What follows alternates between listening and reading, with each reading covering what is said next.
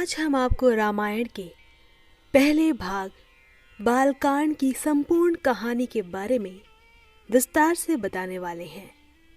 रामायण में 7 अलग अलग तरह के कांड हैं, जो कि इस प्रकार है: बालकांड, अयोध्या कांड, अरण्य कांड, किष्किंधा कांड, सुंदर कांड, लंका कांड और लवकुश कांड। तो आइए जानते हैं। बालकांड महाकाव्य रामायण का पहला भाग है, जिसमें लगभग 2080 श्लोकों का वर्णन है। नारद मुनि ने महर्षि वाल्मीकि को बालकांड की कथा सुनाई थी। बालकांड रामायण कथा। राम जन्म। सरयू नदी के किनारे कौशल नाम का एक प्रसिद्ध राज्य था। इस पर महातपस्वी और वीर राजा दशरथ राज करते थे। देश की राजधानी अयोध्या थी। उस समय के सबसे बड़े और सुंदर शहरों में अयोध्या का नाम ही सर्वप्रथम आता था, जिसकी सुंदरता को देखने के लिए हर वर्ष हजारों लोग विदेशों से आते थे। राजा दशरथ का महल शहर के बिल्कुल बीचों बीच था। उस महल के साथ सीधी लंबी चौड़ी सड़क शहर के चारों ओर को जाती थी, जिनके दोनों ओर रंग बिरंगे फूल खिले हुए अपनी भीनी भीनी गंध से लोगों का मन मोह लेते थे।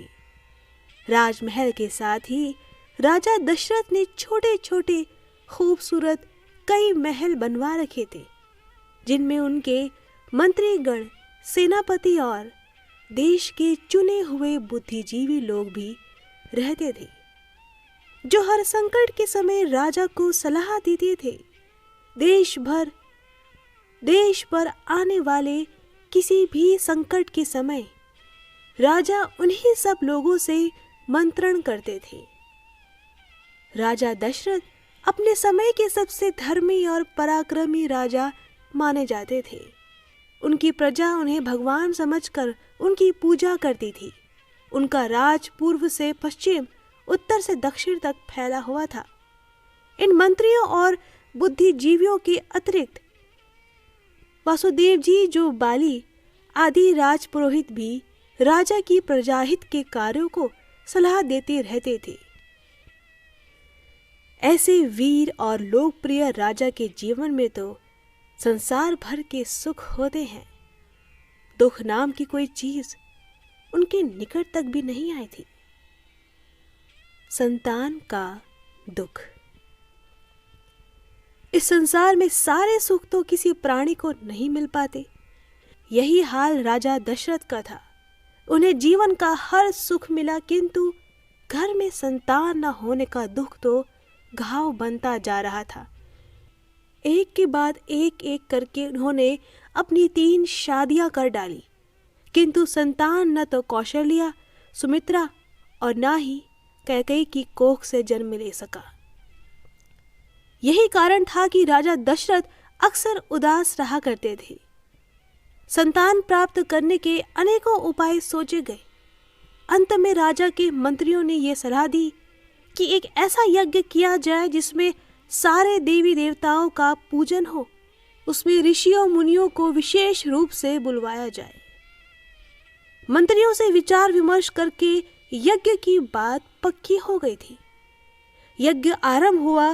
राज्य भर के पंडित, साधु, संत, मुनिवर यज्ञ में भाग लेने के लिए आए। देश की जनता भी इस यज्ञ में आकर राजा के लिए संतान की प्रार्थना करने लगी।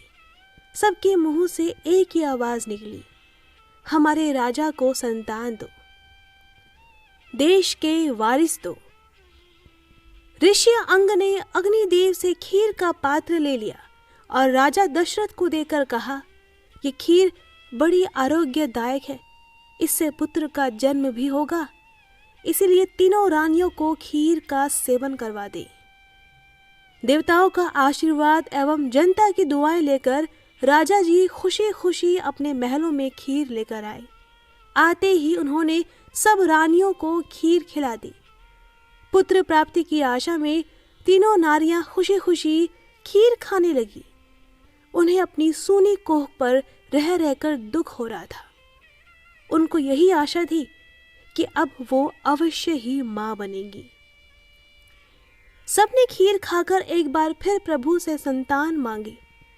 समय व्यतीत होने लगा। फिर चैत्र मास शुक्ल पक्ष की नवमी को बड़ी रानी कौशल्या की कोख से बालक राम ने जन्म लिया। आज इसे हम नवमी अर्थात भगवान राम के जन्मदिन के रूप में मानते हैं। फिर रानी कैकेयी ने एक बेटे को जन्म दिया जिसका नाम भरत रखा गया। फिर रानी सुमित्रा ने 2 बेटों को जन्म दिया जिसमें से एक का नाम लक्ष्मण और दूसरे का नाम शत्रुघ्न रखा। जिस महल में लोग एक बेटे की शक्ल देखने के लिए तरसते थे, वहां पर 4 बेटों के जन्म की खुशी मनाई जा रही थी। सारे महलों की उदासी दूर हो गई। देश भर में राजकुमारों के पैदा होने की खुशियां मनाई जा रही थी। चारों राजकुमार अत्यंत सुंदर थे। बड़े भाई राम के माथे पर एक विचित्र सी चमक नजर आ रही थी, जैसे कोई ज्योति जल रही हो। स्वयं माँ कौशल्या जब अपने बेटों को आंख में झांक कर देखने लगती है तो उसे डर लगने लगता है, जैसे कोई उनको उनसे छीन कर ले जा रहा हो। वह अपने बेटे को गोद में बिठाकर मुंह चूमने लगती है और कान के करीब काला टीका लगाकर कहती है, भगवान मेरे बेटे को दुनिया की बुरी नजर से बचाना। चारों भाई एक साथ बड़े होने लगे। माँ बाप के प्यार के साथ साथ उनका आपसी प्यार भी बढ़ने लगा था। चारों एक साथ ही खेलने और एक साथ ही सोने लगे। इनका प्यार देखकर स्वयं माँ बाप भी हैरान थे।